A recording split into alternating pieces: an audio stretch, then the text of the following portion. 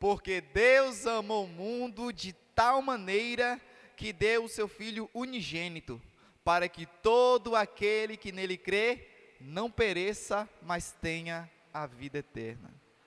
Amém? É um texto ninguém conhece, né? O tema da nossa mensagem é creia em Jesus. Creia em Jesus.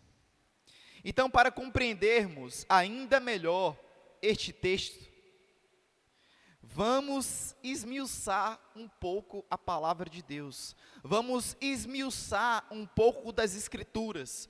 O que diz a respeito de Jesus no Antigo Testamento, certo? Primeiro vamos começar lá em Gênesis, bem lá no início, que diz respeito a Cristo. Lá em Gênesis, capítulo 3, versículo 15. Vamos lá? Diz assim a palavra de Deus: porém inimizade entre você e a mulher, entre a sua descendência e o descendente dela. Este lhe ferirá a cabeça, e você lhe ferirá o calcanhar. Aqui Deus ele estava falando em relação a Eva, né, a mulher. A mulher, ela comeu do fruto, ela pecou, sucessivamente um homem também. Então, qual foi a punição deles? Serem expulsos do jardim, não viverem, não serem mais imortais, mas sim viver um limite de tempo.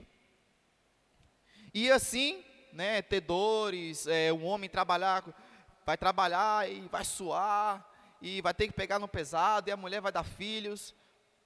Então, e Deus aqui, ele já falando sobre Jesus Cristo.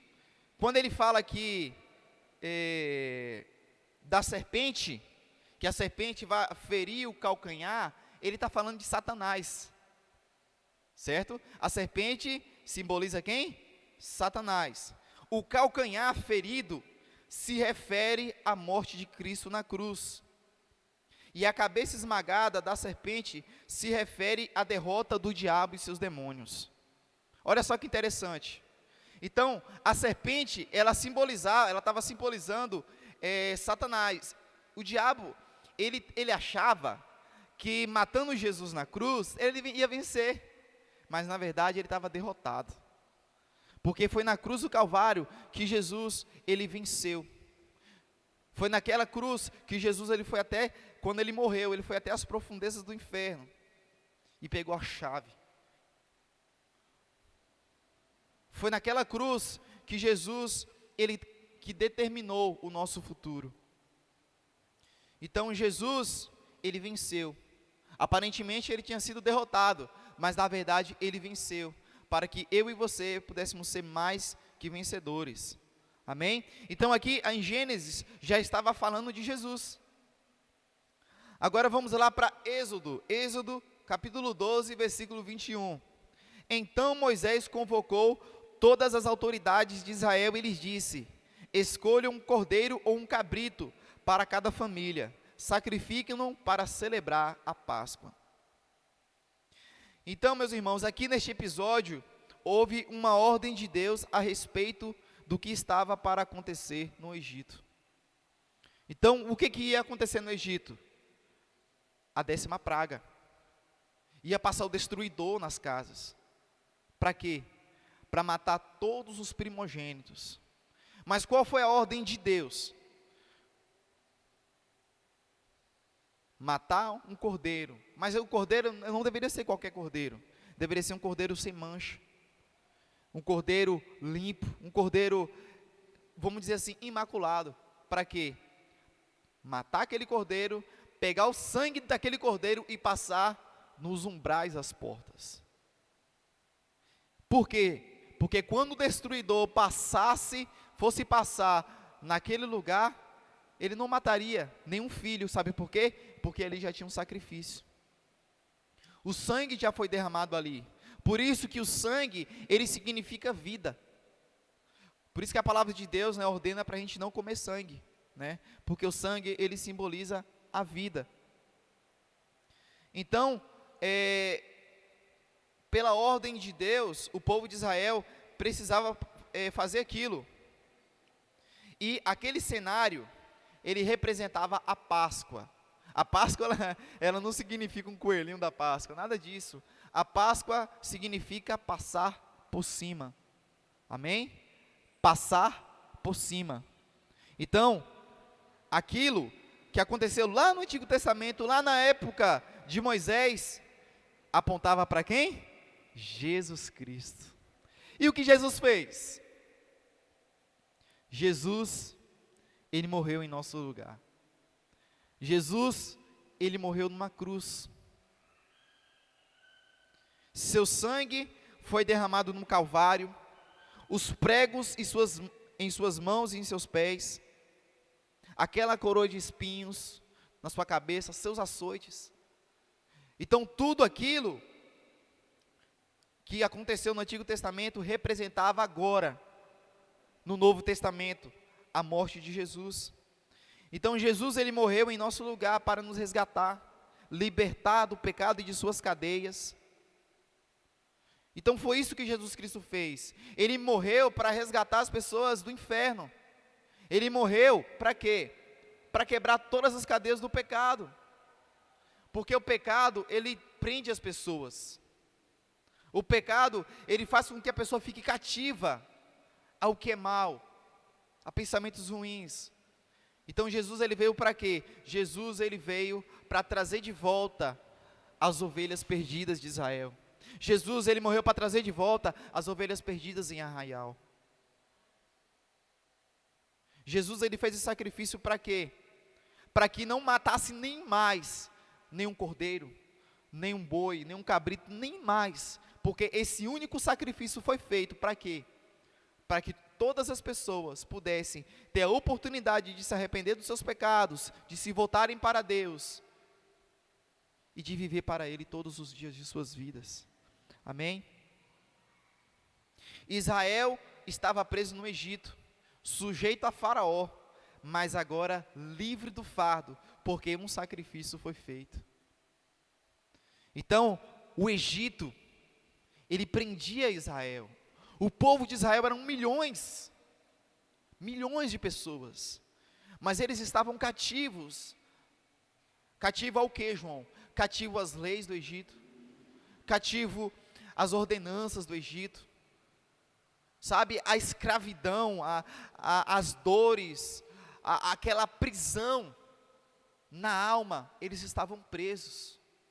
E assim muitas pessoas estão presas a mágoas, estão presas ao pecado, estão presas à amargura, estão presas até mesmo a pessoas.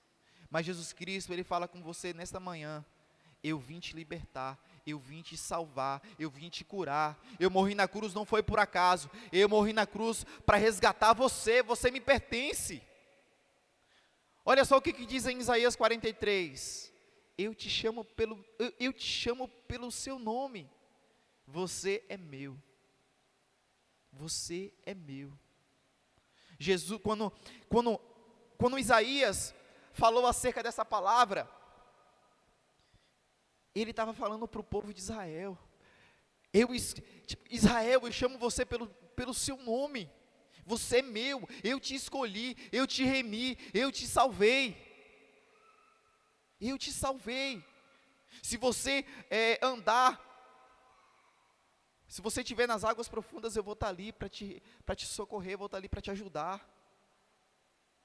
Então, onde quer que você esteja, Jesus, ele vai estar. Amém?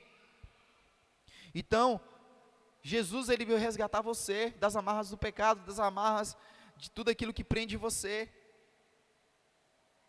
Em Isaías aqui também, 53, capítulo 53, do 4 ao 5 diz: verdadeiramente ele tomou sobre si as nossas enfermidades, e as nossas dores levou sobre si, e nós o reputamos por aflito, ferido de Deus e oprimido.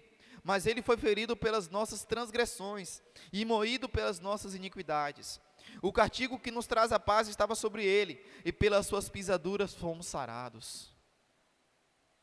Aqui também nesse relato, acerca do sofrimento de Jesus, foi registrado 700 anos antes da morte de Cristo. Olha só. No Antigo Testamento, meu irmão, já estava falando de Jesus. Tem gente que fala bem assim, eu só aceito o Novo Testamento, a antiga aliança não mais. A Bíblia é completa. O Antigo Testamento fala sobre Jesus, sempre falou sobre Jesus. Aparentemente demorada, porém se cumpriu como o profeta declarou. Jesus, ele morreu, mas ele ressuscitou. Ele levou sobre si as nossas dores, ele levou sobre si os nossos pecados. Ele naquela cruz, ele suportou, ele enfrentou as nossas dores, porque era para eu e você estarmos no lugar dele. Porque Jesus, ele não tinha cometido nenhum pecado. Jesus, ele nunca pecou, meu irmão. Tem gente que fala, é lorota. Porque Jesus, não, Jesus ele se relacionou com Maria Madalena, gente, isso é lorota. Jesus, ele foi um homem puro, o mais puro de toda a terra. Ele tinha uma missão, ele tinha que cumprir com aquela missão. Entende? E Jesus, ele morreu e ressuscitou. Ele não só morreu e ficou lá no túmulo, não, ele ressuscitou. E o apóstolo Paulo, ele diz bem assim, eu prego um Jesus ressurreto. Porque se ele não fosse ressuscitado, se ele não tivesse ressuscitado dentre os mortos, a minha pregação seria vã. Seria vã. Se você chegar para alguém e ele falar, você crê em Jesus? Eu creio. Você crê que Jesus morreu e ressuscitou? Eu não creio. Pronto. Não está crendo. Você precisa crer no sacrifício de Jesus.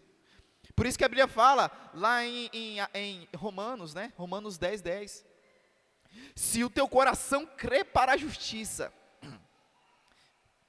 se com o teu coração crê para a justiça, e com a tua boca você confessar a respeito da salvação, você será salvo. Ou seja, o que é essa justiça de Deus? Que ele morreu na cruz, que ele ressuscitou e que ele foi para o Pai. A justiça de quê? De levar os nossos pecados. Amém? Então você precisa crer nisso. Então Jesus, ele morreu e ressuscitou, como o profeta Isaías disse. Mas Jesus, ele também profetizou que um dia ele virá. Ele vai vir para quê, João? Para arrebatar a igreja. Para arrebatar a igreja. Ele já determinou, ele profetizou também que os mortos vão ressuscitar. Ele vai levar o seu povo para as alturas, meu irmão. Nosso tempo aqui é um breve, é um limite de tempo. Se você viveu 100 anos, é pouco. Não se compara com a eternidade. Não se compara com o que Deus preparou, meu irmão. Muitas pessoas julgam demorada a sua volta, mas ele virá, como no piscar de olhos, como no relâmpago. Ele virá. E eu te faço uma pergunta, você está pronto? Você está preparado? Ele virá para buscar todos aqueles que creem nele, em todo o mundo, não importa se pertence a alguma tribo, não importa se é preto, se é branco, se vive no Oriente, se vive no Ocidente, se vive na América do Sul, na América do Norte, não importa. Jesus, ele veio para tribos, línguas e nações, e ele veio salvar a todo aquele que nele crê, porque Deus amou o mundo de tal maneira que deu o seu Filho para morrer em nosso lugar, porque todo aquele que crê será salvo. Apenas creia e você será salvo. Amém? E a vontade de Deus é que todos sejam salvos e que nenhum pereça. Deus anseia ver a humanidade se voltando para Ele, mas vão ser poucos que vão ser salvos. Nem todos querem renunciar a seus pecados, nem todos querem deixar uma vida promíscua de pecado, vivem como se Deus não existisse e nada fosse acontecer. Vivem a vida, eu vou viver a minha vida. Mas lembre-se que existe um Deus que olha, Deus te vê, não importa onde você esteja, Ele te vê, Ele é onisciente, Ele é onipresente, Ele é soberano, Ele sabe de todas as coisas, Ele está em todo lugar, Ele te vê e Ele te conhece. Amém? Não viva como se Deus não existisse, Ele existe sim, Deus não está morto. Que nenhum dos seus atos, Tem gente que não serve a Deus e que não querem Jesus, acha que nenhum dos seus atos não tem nenhum peso para a eternidade. Não tem. E acha que tudo o que faz não vai ser julgado por Deus. Vai ser julgado sim. Vai ser julgado sim. Mas, se houver arrependimento, se houver um quebrantamento, se houver uma confissão de pecado, sabe o que Deus ele faz? Ele perdoa, meu irmão. Ele apaga todos os seus pecados e faz você viver uma nova vida. Você precisa apenas crer. Amém? Portanto, precisamos ir correndo para debaixo dessa graça tão maravilhosa, que mesmo não merecendo, mesmo a gente sendo incapazes de se salvar, o próprio Cristo sem pecado se entregou em nosso lugar. A gente não merece, nós somos pecadores, nós somos falhos, erramos com pessoas, erramos contra Deus, mas Ele morreu em nosso lugar. Jesus, Ele conhece o futuro. Você acha que antes de Jesus morrer, você acha que Ele já não viu o futuro? Você acha que Jesus já não viu que a gente ia errar, que a gente ia falhar, que a gente ia pecar? Você acha que Jesus não viu isso não? Ele, por isso, meu irmão, é por isso que Ele sofreu. Antes mesmo dele ser crucificado, Ele estava ali no Getsêmani. Ele suou sangue. E Ele falou: Pai, se for possível, passa de mim esse cálice, mas que seja segundo a sua vontade, não a minha. E você sabe qual foi a resposta de Deus naquele momento? Silêncio, silêncio, silêncio. Porque a vontade de Deus era o quê? Que Jesus morresse na cruz para te salvar e para me salvar. Amém? Ele deu a própria vida, Ele não foi obrigado, Ele mesmo quis doar a sua vida para resgatar o mundo. Você não precisa, meu irmão, pagar mais nada para ser salvo. Eu tenho que guardar todo o meu dinheiro, eu tenho que guardar milhões para pagar o preço da minha salvação. Nada disso. Jesus já pagou esse preço. Jesus, Ele derramou sangue por você, um sangue precioso, um sangue puro. Esse sangue que veio lá do céu para te resgatar. Mas quem crê será salvo. Mas quem não crê será condenado. A resposta cabe a você decidir. A resposta está nas suas mãos. A decisão, quem toma? É você. Eu tomo a decisão. Meu filho vai tomar a decisão por ele. A minha esposa está tomando a decisão por ela. Mas eu preciso crer, eu preciso confiar em Deus, eu preciso entregar minha vida para Jesus e deixar tudo nas mãos dEle, me esvaziar. Se você quer ser cheio de Deus, se você quer ser cheio dEle, você precisa se esvaziar.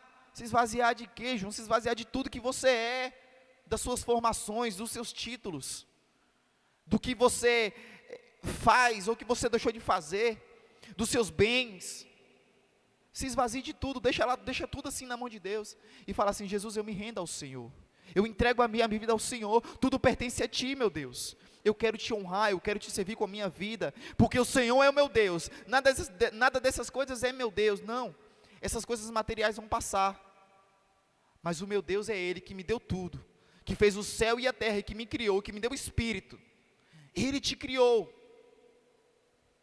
E ainda mais, Ele morreu na cruz. E uma das coisas que eu sempre falo na minha pregação, que se você fosse a única pessoa deste mundo, Jesus, Ele teria vindo aqui e morrido por você na cruz. Agora me diga, se você não é tão especial, mas agora me diga, se o sangue de Jesus não vale a pena. Vale a pena sim, meu irmão. Amém? Feche os seus olhos, quero orar por você. Pai querido, Pai amado, quero colocar diante do Senhor a vida dos meus irmãos. Pai querido, eu oro para que essa palavra, Deus, venha dar frutos para a eternidade. Que essa palavra, Pai querido, venha germinar, Pai querido, no fundo de seus corações, meu Deus. Que Teu Espírito Santo venha cativá-los, Pai querido, a cada dia, Deus, para fazer a Sua vontade. Meu Deus, que o desejo, Pai, que o querer de cada um seja, Pai querido, o Seu querer, meu Pai. Venha nos usar segundo a Sua vontade, venha nos levar além, meu Deus, para que possamos assim, Deus, fazer valer a pena aquilo que o Senhor fez por nós na cruz. Muito obrigado, Deus, por esta manhã. Muito obrigado, Pai querido, por este culto. Eu oro a Ti, Deus, para que o Senhor venha levar os meus irmãos para casa em paz e segurança. Que o Senhor, Pai querido, venha ministrar aos seus corações, Deus, aquilo que cada um precisa fazer. Em nome do Senhor Jesus. Amém.